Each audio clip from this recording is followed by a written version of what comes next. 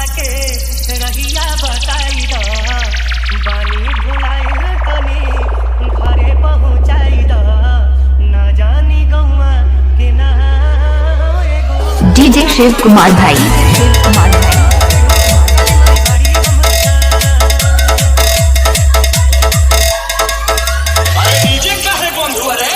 Generator बंद हो गया भैया, चालू कर जनरेटर।